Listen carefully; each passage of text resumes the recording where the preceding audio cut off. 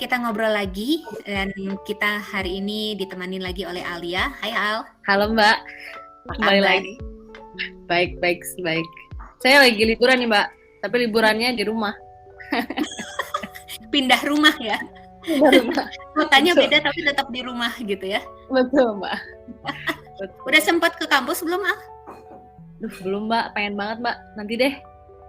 Katanya mau hybrid ya Mbak, saya dengar atau hanya... Insya Allah mau hybrid. Tapi ya, ngomong-ngomong soal kampus ya, ini mau ada peristiwa besar nih di kampus bentar lagi. Mau ada wisudaan. Wah, kapan itu? Terus nggak kerasa ya Mbak, udah pada mau lulus aja. Oktober, tapi kayaknya wisudanya masih online deh.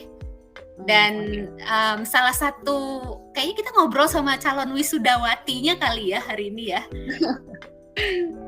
Ada Cika. Hai Cika. Halo Mbak Sil, Aldi. Apa kabar nih? Baik. Alhamdulillah. Sehat-sehat kan semuanya? Alhamdulillah. Kamu sehat? Alhamdulillah sehat nih. Calon sarjana, Cie. Amin. Excited nggak? Biasa aja sih Mbak, karena jujur online ya, jadi kurang hype untuk aku gitu. Cuma ya bersyukur lah udah lulus ya, alhamdulillah. Yang penting kan itu. tapi tetap ya menerima toga dan perlengkapannya nanti studio foto gitu kan ya. Excitement wisuda kan itu ya. Kalau excitement masa depan gimana nih? Aku sih tipe orang yang jalanin aja hidup ini ya. Masa depan urusan di depan gitu. Sekarang yang sekarang aja gitu. Asik. Oke. Sudah ada rencana-rencana mau ngapain setelah lulus?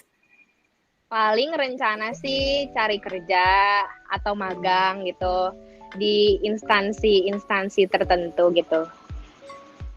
Ini kan perubahan ya Cik dari fase kuliah sebagai mahasiswi menjadi jadi apa ya Cik statusnya setelah jadi ini? Apa ya?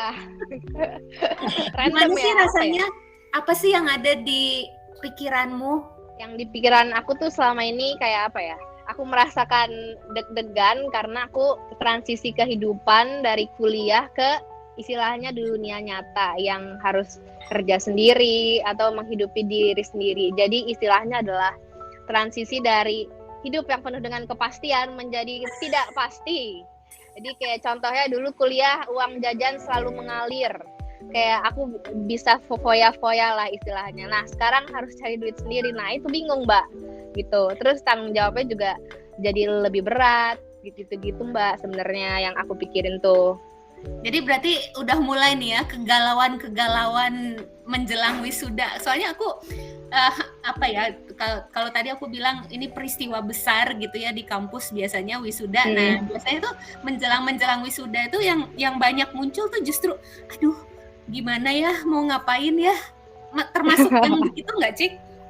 Iya Mbak, betul banget. Aku juga setiap hari sebenarnya mikirin aduh mau ngapain lah, aduh ini gue kerja apa ya, perasaan gue kurang kompetensinya. Nah terus gue kayak harus ngelamar kemana nih, yang mana dulu lah. Temen gue dah dapet tiba-tiba. Gue masih cengar-cengir aja di rumah gitu, nonton Netflix. Padahal sebenarnya teman-teman ngobrol ini Cika ya sidang skripsinya lumayan outstanding loh, nilainya bagus. Dibuka alhamdulillah. Malu Mbak, jangan bilang-bilang. Tapi Cik, kita tuh punya teman ngobrol satu lagi nih, ada Mbak Herta. Mbak Herta ada yang ingin kita tanyain nih Mbak Herta. Nih kegalauan tipe-tipe. By the way, Mbak Herta ini siapa ya? Ini spesial banget Mbak, hari ini kita punya ahlinya Mbak Herta sebagai psikolog di sini. Selamat datang Mbak Herta, terima kasih sudah meluangkan waktunya. Hai, terima kasih juga udah diundang. Mbak Herta, salam kenal. Salam kenal Cika. Menyebut dirimu psikolog atau apa Mbak Herta? Kalau aku sih profesi ya psikolog klinis sebenarnya, tapi ya biasa panggil Mbak Herta aja sih nggak apa-apa. Oke, sip. Okay. Mbak Herta, tadi yang diceritain Cika ya, biasa nggak sih dalam umur-umur sekian dengan apa yang tadi dikatakan masa transisi gitu, itu hal yang lumrah nggak sih biasanya? Sebenarnya hal yang lumrah banget, karena kalau dilihat kan kita itu kan pasti beradaptasi, gambarnya gitu, gampangnya gitu. Dalam artian beradaptasi, ada perubahan nih dari satu fase hidup ke fase yang lain gitu, dari kuliah. Jadi mungkin nantinya hidup sendiri, nanti beban karirnya juga ada, terus beban dalam artian pilihan-pilihannya kan jadi banyak tuh. Yang tadi Cika udah cerita, yang kalau dulu santai gitu ya, mungkin fakultas sudah tahu kayak gini, terus udah direncanain. Nah sekarang benar-benar banyak pilihannya kayak dijejerin, kayak mau yang mana nih gitu. Itu biasa banget sih. Pastinya ada kayak kebingungan juga. Ya kegalauan, gimana Cika merasanya? Terombang-ambing ya Mbak dalam fase ini. Di fase ketidakpastian ini Mbak, ya cuma jalani saja ya Mbak. Betul. Oke. Ini kan sekarang tuh lagi ngetren tuh ya, orang, aduh jangan ngetren ya, harusnya nggak boleh disebut ngetren gitu ya. Cuman sering disebutkan yang namanya quarter life crisis. Ini udah termasuk itu belum sih Mbak Erta? Udah masuk tergolong itu belum? Sebenarnya kalau tergolong quarter life crisis, jawabannya belum. Karena sebenarnya quarter life crisis itu adalah periode saat kita ini nggak tahu arah hidup. Dalam artian tujuannya apa sih dalam hal karir, dalam hal tujuan soal percintaan, dalam kehidupan sosial juga. Jadi sebenarnya kalau baru dibilang bingung dan galau itu belum sampai quarter life crisis, karena memang baru adaptasi aja. Tapi kalau diteruskan dalam artian terjadi terus-menerus, akhirnya terus-terusan bingung, terus-terusan galau, terus-terusan khawatir, dan akhirnya berlanjut, nah itu yang disebut krisisnya gitu. Oke. Jadi sebenarnya quarter life crisis itu dimulainya dari umur, atau ada patokan nggak sih dia disebut quarter life? Kan kalau panjang hidup orang kan beda-beda ya. Setuju. Seperempat. Iya betul, seperempat. Kehidupan tuh gimana ngitungnya gitu. Oke, nah sebenarnya sih kalau dari literatur itu kurang lebih dari 18 tahun sampai 30 tahun. Nah, tapi kalau ditanya kok sekarang malah ada fase ini baru muncul banyak dikenal ini, karena sebenarnya kalau kayak teoritisnya gitu ya, kita kan balik lagi nih teoritisnya, sebenarnya ada yang namanya fase mencari identitas. Kalau kita ingat itu pada fase remaja. Masalahnya generasi yang sekarang, generasi milenial itu kan pada saat remajanya sibuk dengan kuliah, sibuk udah nyari sekolah, sibuk persiapan ujian, jadi udah nggak berasa. Akhirnya ada teori yang bilang krisis ini akhirnya mundur ke usia 20-an. Jadi mencari jati dirinya justru di ujung gitu. Betul, karena pada saat remajanya sudah banyak tuntutan kalau sekarang, tuntutan ujian. Udah ditentuin juga gitu kadang-kadang sama orang tuanya gitu ya. Betul, dan sudah banyak ditentukan juga kan sebenarnya. Kalau kayak galaunya kuliah, tapi kan mereka nggak dituntut kuliah ini next-nya jadi apa, belum kepikiran tuh. Nah itu ada juga literatur yang akhirnya bilang itu bikin fase yang milenial sekarang itu justru mundur. Jadi kegalauannya justru pas di ujung baru nih bingung gitu. Apa yang sebenarnya saya lakukan ya sekarang ini, terus kayak setelah kuliah mau jadi apa nih? Nah itu yang dipertanyakan akhirnya. I see. Oke, sebenarnya apa sih ciri-ciri quarter life crisis itu? Kadang-kadang kan ada, misalnya kita tuh punya masalah tapi entah karena nggak nyadar atau udahlah masa gitu aja dipikirin gitu kan. Terus kita kadang-kadang kayak ignore gitu tanda-tandanya.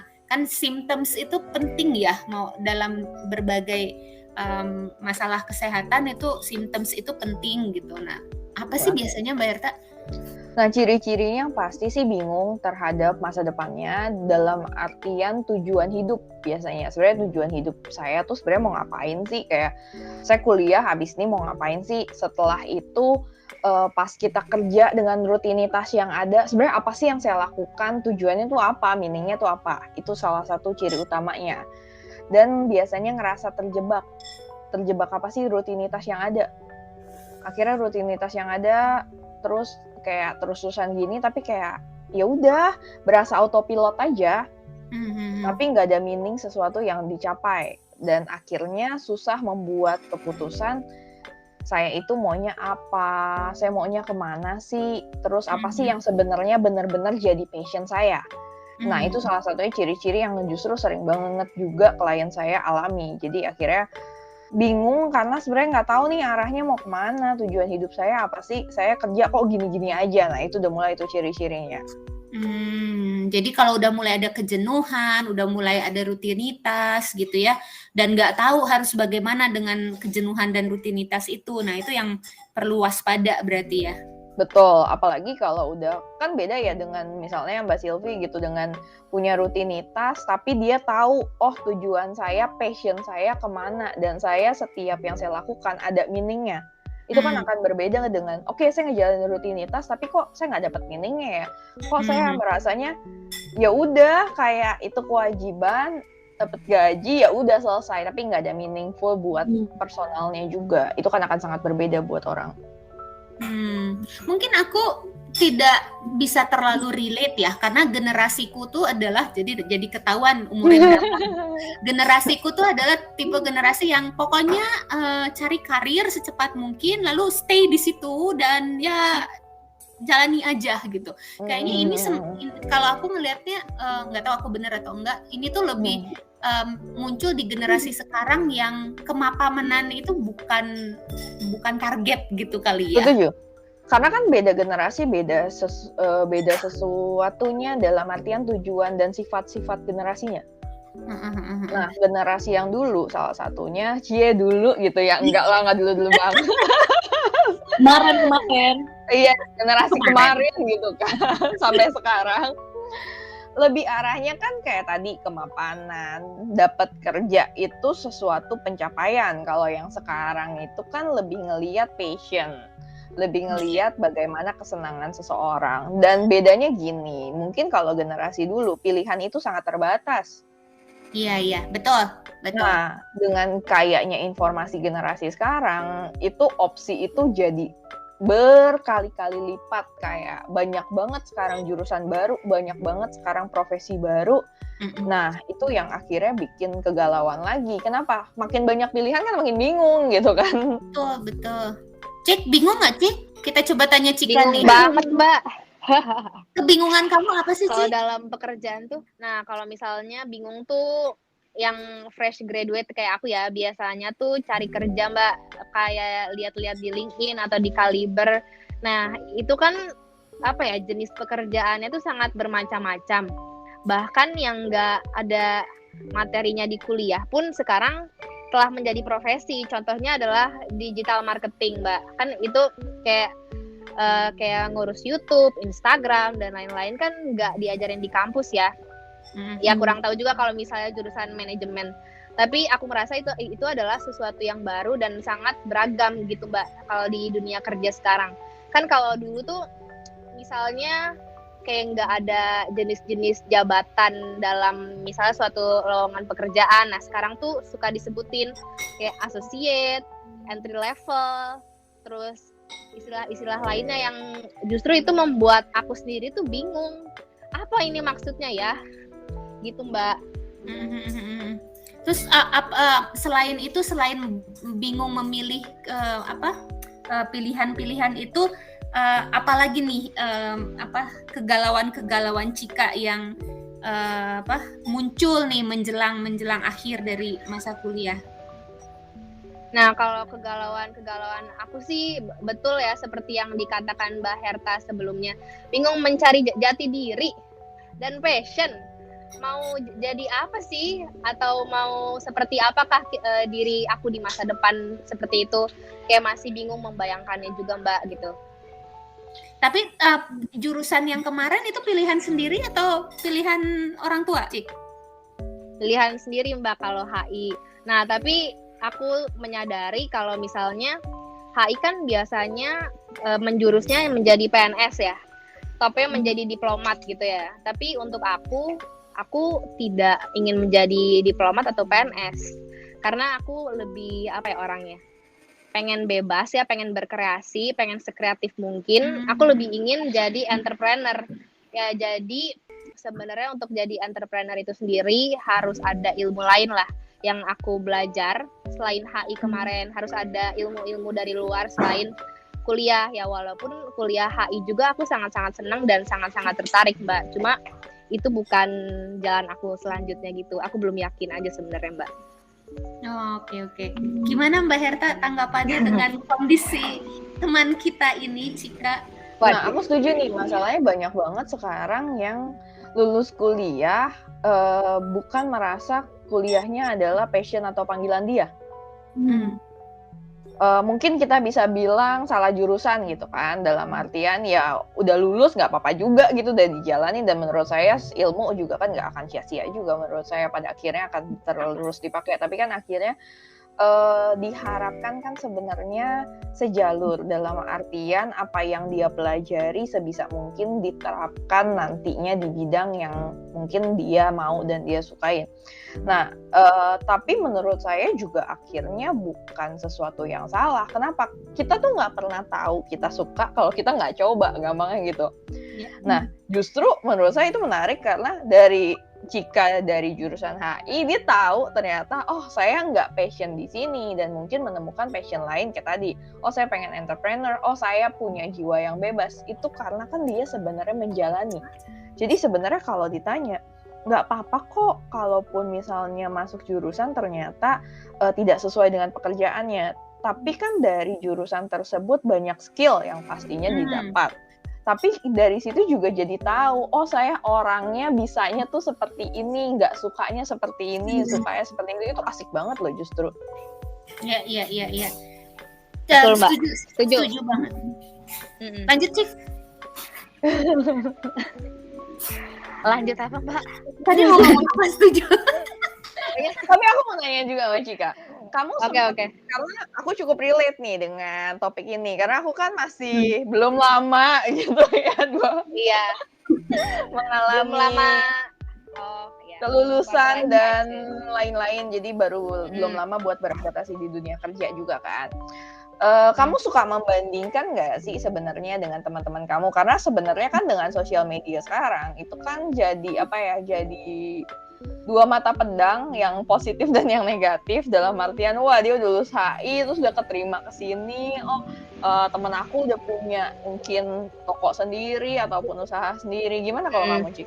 Iya, Mbak, itu aku sangat sangat terbiasa ya untuk membandingkan diriku dengan teman-temanku yang udah sukses atau yang lebih ambisius lah dalam berkarir lah. Terutama juga dari sosial media. Aku tuh suka merhati nih teman-temanku yang di link ini lah, dia kayak tiap 6 bulan sekali update titel job baru, keren banget dah tuh orang, ngapain aja kayak keren banget. Dalam waktu sebentar setelah lulus tiba-tiba udah kerja misalnya di Nestle, di Shopee. Wow, kayak aku tuh sebenarnya agak-agak minder ya, cuma aku memutuskan untuk ya udahlah ya, dibatasi aja main sosial medianya biar nggak iri lah sama orang lain.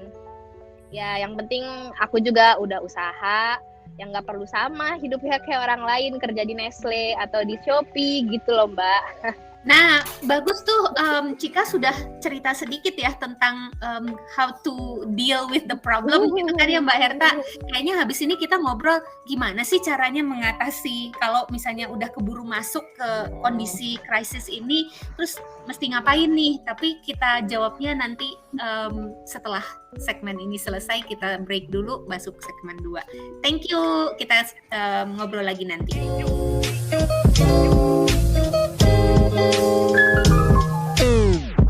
Ya, kita balik lagi segmen 2. Kita ngobrolin kehidupan setelah kuliah. Harapannya sih bukan tentang quarter life crisis, tapi itu menjadi bagian dari obrolannya tadi. Ada Cika, ada Mbak Herta.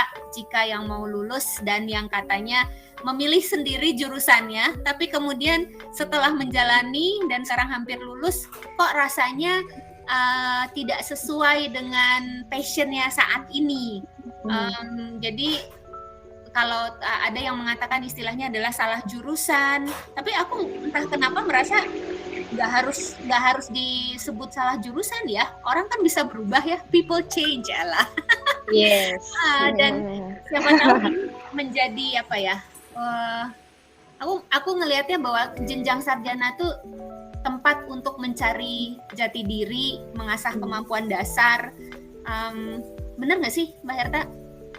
Setuju sih, makanya tadi kalau dibilang salah jurusan, saya rasa juga nggak salah juga. Karena kalau kita nggak nyoba, kita nggak pernah tahu gitu kan. Kayak makanan, kalau nggak pernah nyoba nggak tahu. Justru saat kita coba, kita tahu nih sebenarnya yang kita sukain bagian mananya dari jurusan tersebut. Dan yang kita nggak sukain sebenarnya bagian mana. Dan itu kan jadi kayak apa ya, jadi blueprint selanjutnya kita mau kemana. Kayak tadi bilang, oh Cika lebih suka yang bebas gitu, kreatif. Oh industri-industri yang kreatif seperti apa, itu kan bisa jadi patokan juga buat kita pada saat justru kita nyobain jurusan yang kita pilih juga gitu. Menurut saya sih nggak salah, tapi menurut saya kayak tadi bisa jadi acuan kita bagaimana ke depannya apa yang kita sukain dan kita nggak sukain dari jurusan dan prodi yang kita pilih.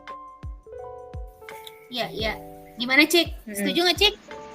Setuju banget Mbak, kan sebenarnya entrepreneur juga apa ya, skillnya tuh ada yang aku pelajari di HI Mbak, kayak bernegosiasi, mempresentasikan pitch deck, atau misalnya mencari apa ya, bersosialisasi dengan berbagai macam orang ya, dengan background yang berbeda. Kan di HI Unpar juga anak-anaknya tuh sangat apa ya, bervariasi lah, dari background, dari asal kota, asal daerah, dari sifat.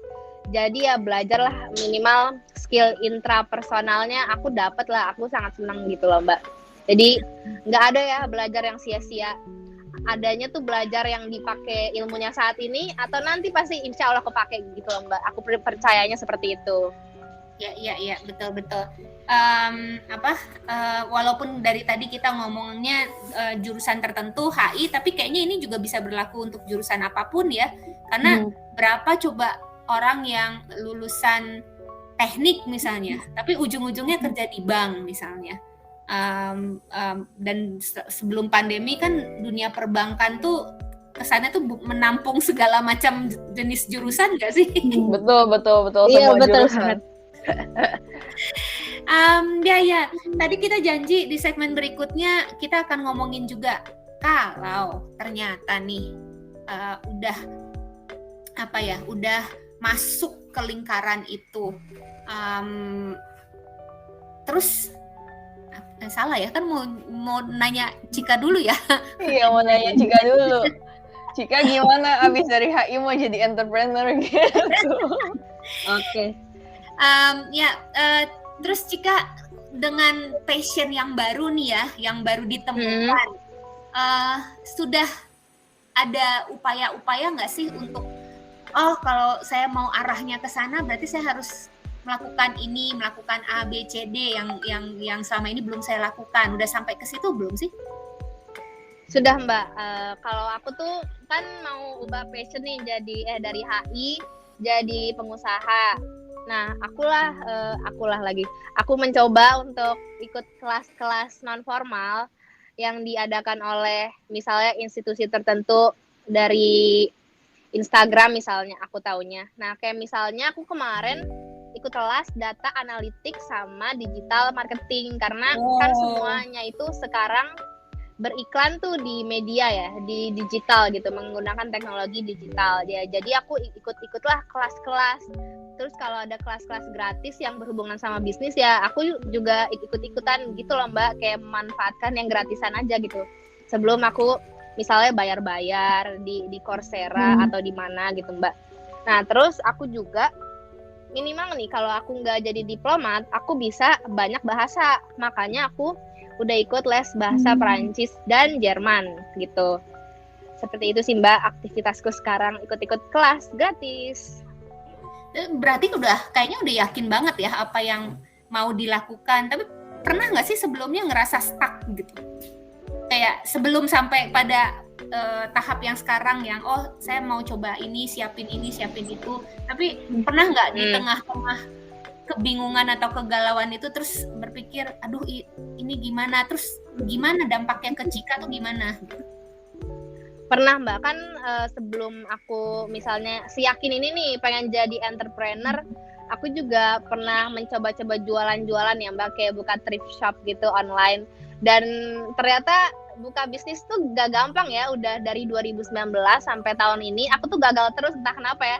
Terus aku mikir lah, ini gue pengen jualan jadi entrepreneur tapi gue gagal terus, apa gue jadi pegawai aja ya? Ya nggak apa-apa sih jadi pegawai juga, kan sama-sama mulia ya bekerja, cuma memang lebih bebas jadi entrepreneur ya, kayak kerjanya suka-suka gitu. Nah aku tuh bingungnya saat-saat itu, saat-saat aku gagal melakukan apa yang menjadi passion aku gitu. Ternyata passion itu nggak cuma didasari dengan rasa suka semata doang, tapi juga harus usaha, punya strategi dan lain-lain gitu loh Mbak. Oh, oke. Jadi sempat ya pengennya ini, tapi justru yang dipengen tuh gagal terus gitu ya. Nah itu cobaan hidup gitu. Terus ada ya, harus sabar ya gitu. Nah, tapi kalau aku boleh tahu sendiri, Cika, apa yang bikin akhirnya udah gagal terus nyoba lagi? Berarti kan ada sesuatu yang kamu tuju kan? Kekeh terus di situ gitu ya. Iya. Gimana ya Mbak? Aku tuh orangnya emang kekeh ya, emang keras kepala gitu. Kalau nggak berhasil ya coba lagi lah, sampai nggak berhasilnya berkali-kali, baru itu nggak berhasilnya ultimate gitu. Baru Ada itu adalah ultimate-nya ya? suatu tanda. Iya, suatu tanda aku harus cari yang lain, coba yang lain gitu. Ya pokoknya aku bukan sesuatu lagi. Bukan seseorang yang quitter gitu lah, cepet nyerah. Karena aja jalanin gitu. Nah itu menarik tuh Mbak Hera. Ada, kalau menurutku ya kayaknya tipis ya perbedaan antara kekeh, determinan dengan denial kadang-kadang kan.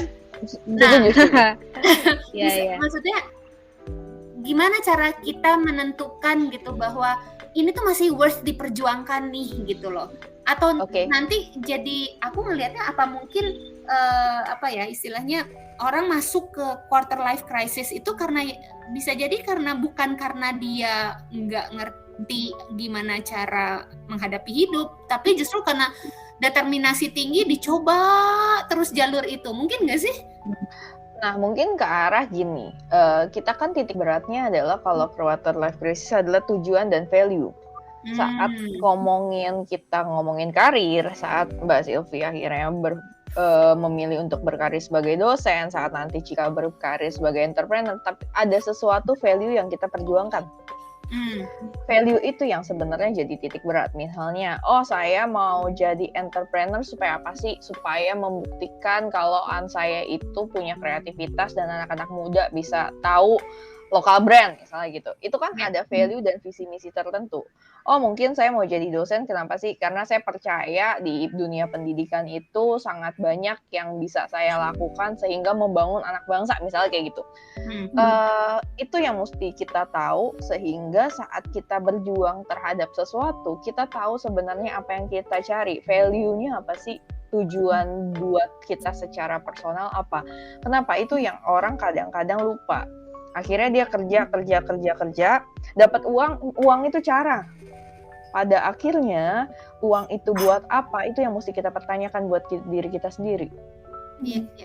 Sehingga ada manfaat dan tujuannya, ada nilainya. Nah, sebenarnya itu bisa dilakukan buat gimana sih gitu, balik lagi gimana sih quarter life crisis untuk keluar dari situ. Mungkin kita juga mempertanyakan sebenarnya value-nya kita apa sih, yang mau ekstrimnya gitu, yang mau diingat dari kita gitu. Kalau orang lihat apa value ngomongin soal kita berbagi ilmu, ngomongin kita justru Cika itu entrepreneur yang inspiratif misalnya kayak gitu, yang kreatif, itu kan ada value yang di situ yang diperjuangkan. Sehingga kalau nyoba terus tapi memang ada tujuannya, itu kan sangat positif gitu. Tapi kalau nyobanya nggak ada arah, ya kita juga mempertanyakan apa yang dia coba, apa yang dia perjuangkan sebenarnya. Betul. Jadi gagal yang sekarang itu masih bisa dianggap part of the process, karena Cika masih punya value-nya itu gitu ya Mbak Erta. Betul, punya value dan perjuangannya. Nah, mungkin diarahkan gini, saat kita gagal penting buat evaluasi. Kayak tadi Cika udah ngomong, kenapa sih gue gagal mulu? Nah itu yang mungkin jadi titik tanya, oh apa ya yang sebenarnya kurang dari mungkin brand dan usaha? Apa sih yang kurang dari ini? Sehingga kamu juga tahu juga apa sih yang sebenarnya sudah baik dan apa yang perlu dipertahankan. Karena kalau aku akan bilang evaluasi itu selalu dua. Apa yang sudah baik dan apresiasi itu, dan apa yang kira-kira kurang sehingga kita bisa improve. Iya, Karena betul, kalau Mbak. kita berjuang dengan cara yang sama tapi kita nggak pernah evaluasi, ya sama aja dong gitu. Itu kan kayak jatuh di lubang yang sama jadinya kan. Iya. Dan apalagi sekarang mungkin di usia-usia sekarang tuh usia-usia yang ketika mencoba berbagai hal itu resikonya masih lumayan rendah ya, Mbak. Setuju. Kalau usia saya mah udah nggak berani. Karena kan pastinya kan beda ya soal tanggungan. Misalnya sudah berkeluarga, sudah punya anak. Misalnya saya membangun bisnis, kalaupun saya gagal ya udah paling saya makan enaknya kurangin dikit gitu istilahnya gitu. Tapi kan nggak ngomongin akhirnya dana pendidikan hilang. Terus rumah tangga akhirnya biaya rumah tangga per bulan jadi berantakan, apalagi kalau orang yang masih tinggal bersama keluarga itu kan lebih resiko lebih kecil, saya akan bilang gitu. Ya, itu menjadi midlife crisis sih, Mbak. bukan krisis ya. Krisis dalam arti sesungguhnya. Iya, betul. Iya. Cika sama Alia ada yang mau ditanyain nggak ke Mbak Herta? Mumpung nih gitu. Kalau jadi kondisinya kan Cika udah mau di ujung. Nah, Alia di tengah-tengah nih. Aduh. Makin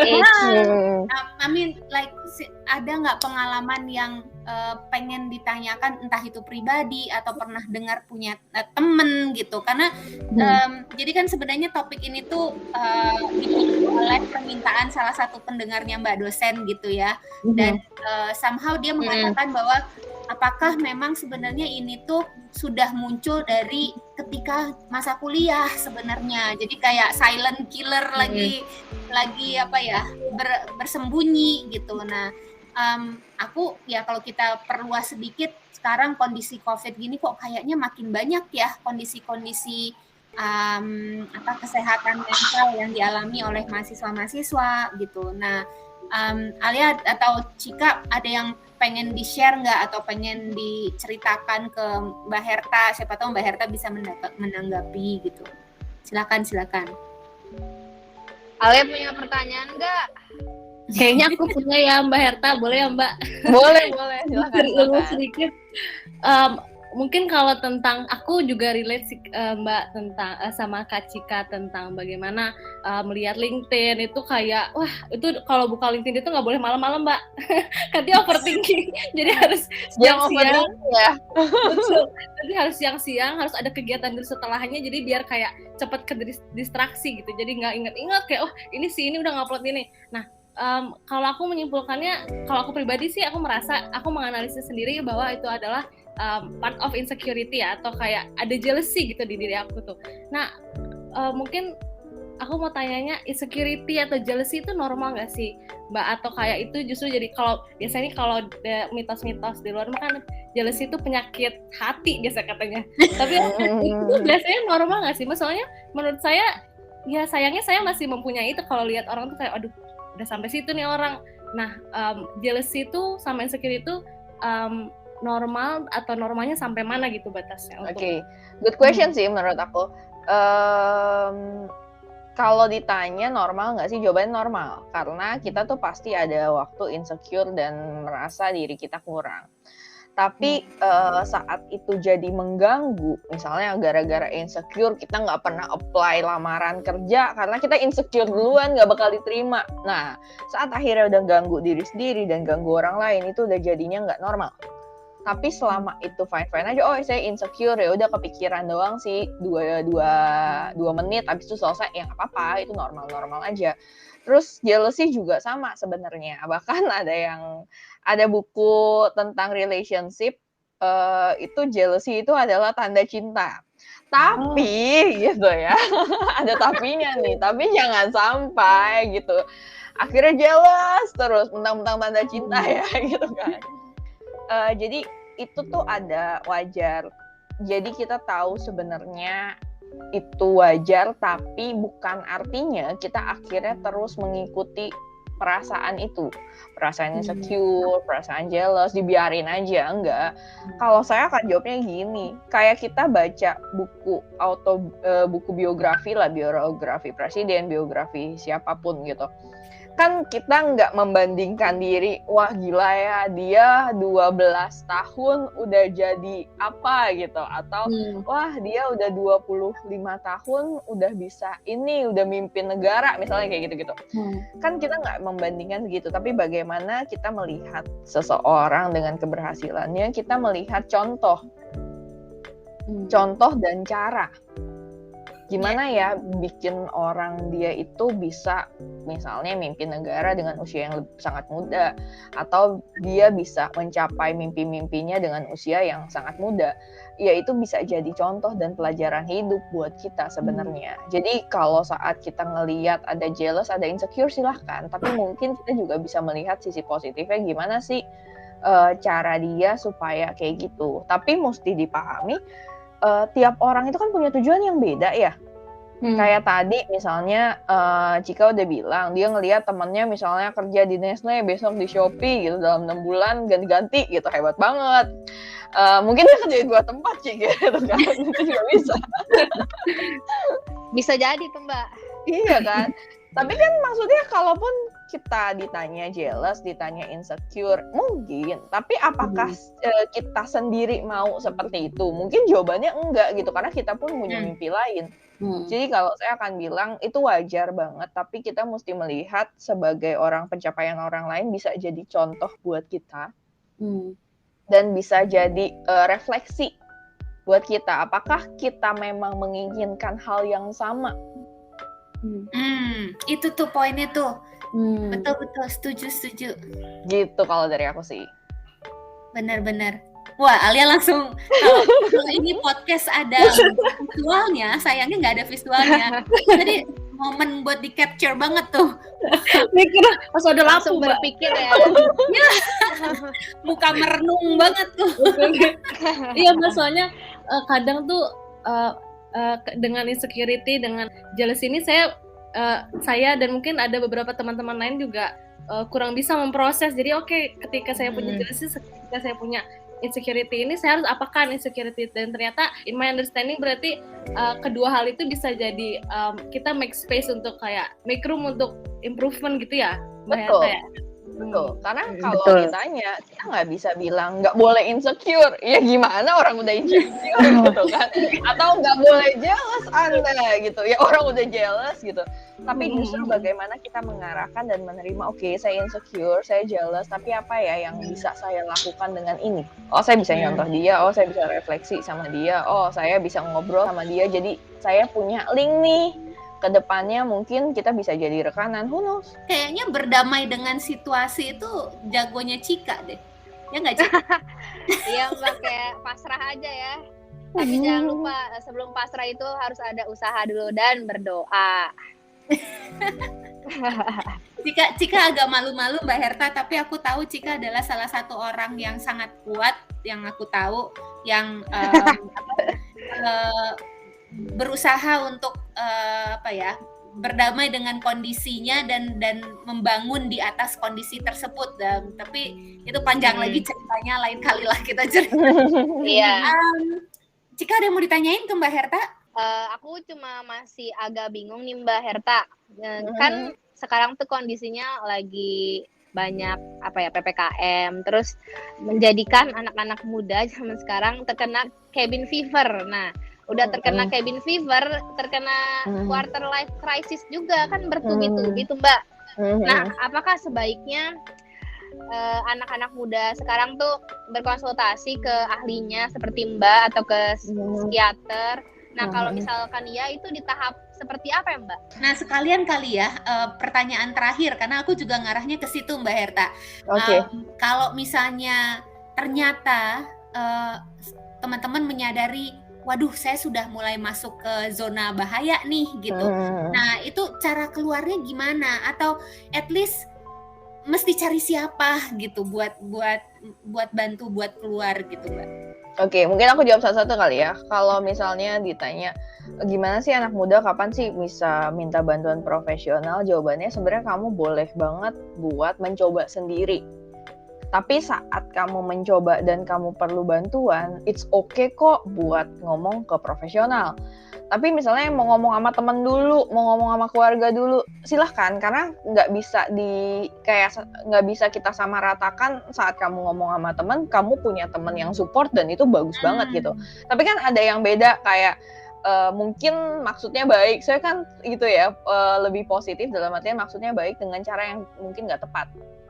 Kayak gitu doang lah, itu mah santai, gue juga pernah, yang mungkin akhirnya nggak mendapatkan jawaban ataupun tanggapan yang kamu harapkan.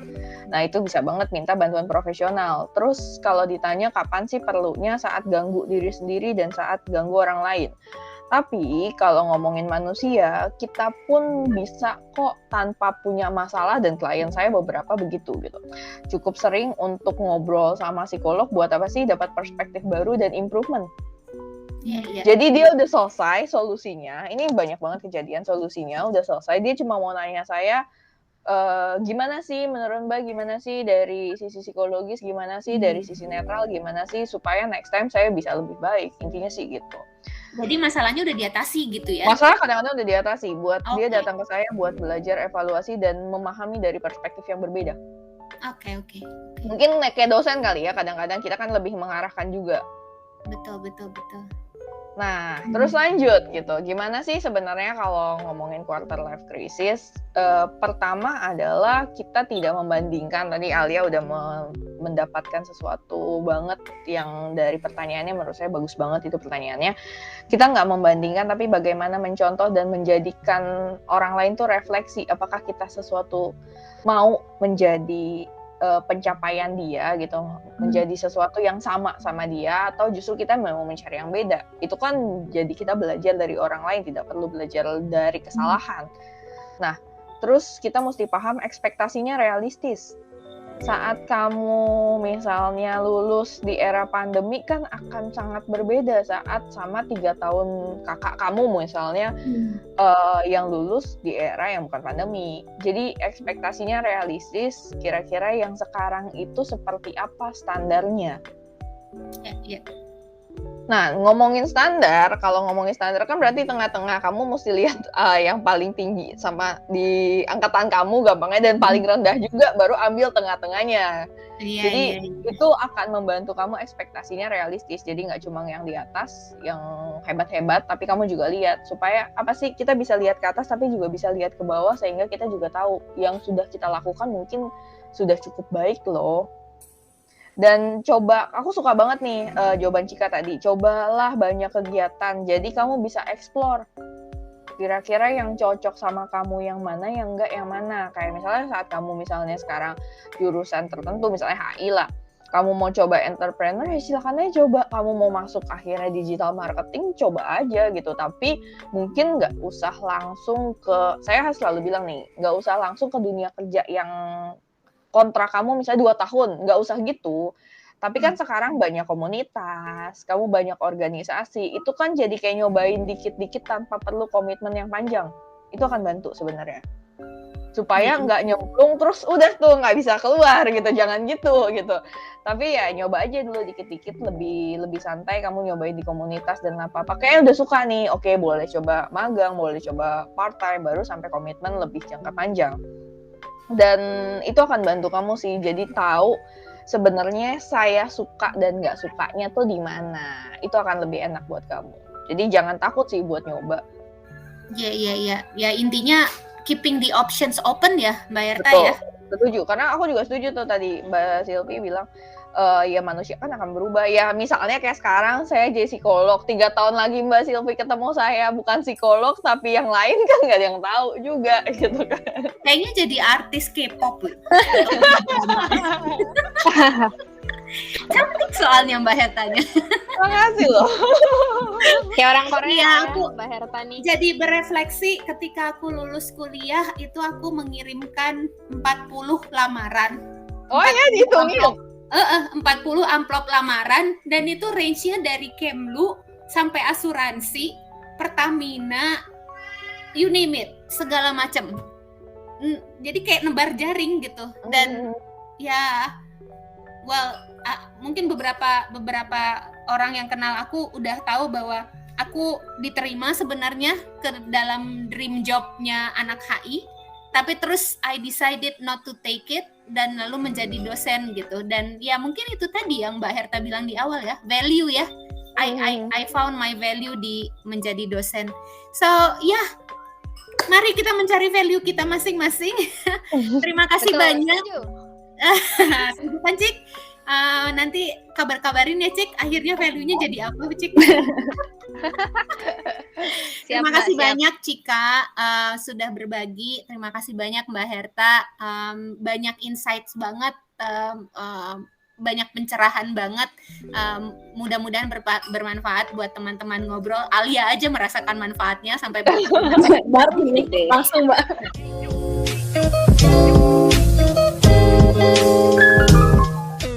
Belum ditutup, mungkin pesan-pesan kali ya, maksudnya kan Kak Cika sudah mengalami, terus kemudian Mbak Herta juga sudah mendengar kayak untuk Motivasi lah ya. motivasi gitu Mbak. Ya, saran-saran. Oke, dari Cika dulu kali Cika. Aku nutup aja. Boleh. Oh ya, pertama thank you Aldif, Mbak Herta, dan Mbak Sylvie for having me in this podcast. I just wanna say that untuk teman-teman semua yang mempunyai banyak krisis dalam hidupnya, nggak cuma KLC, tapi juga krisis percintaan ataukah finansial dan lain-lain. Pesanku cuma perbanyaklah bermain dan traveling. Karena saat kita traveling, menjelajah dunia luar selain rumah kita, akan muncul perspektif baru dan juga perasaan-perasaan bahagia ya. Ya seperti itu saja ya. Jadi perbanyaklah main intinya. Nggak perlu traveling sebenarnya. Wah keren tuh. Kayaknya aku juga harus melakukan itu segera. Sudah Liburan, mulai. Mbak Herta. Kalau dari aku sih mungkin gini kali ya, untuk quarter life crisis adalah kan banyak bagaimanapun kita akan mempertanyakan pada akhirnya tujuan hidup kita buat apa sih. Dan explore lah, jangan takut buat mencoba, buat apalagi buat teman-teman yang baru lulus gitu. Silahkan aja nyoba hal-hal baru, nyoba kegiatan baru, nyoba segala bidang karir, silahkan aja. Dan kamu akan meniti gitu loh. Kamu nggak harus tring hari ini dapat, enggak, tapi saat kamu nyoba-nyoba sesuatu, kamu jadi tahu kayak tadi Cika, tahu apa yang dia suka dan nggak suka di satu bidang, sehingga kayak puzzle lama-lama kebentuk kira-kira value yang kamu cari itu seperti apa sih, karena dapat polanya. Karena aku pun mengalami itu, aku pun mengalami ada quarter life crisis di mana kebingungan pas awal-awal karir maunya gimana, karena kan pasti akan banyak opsi.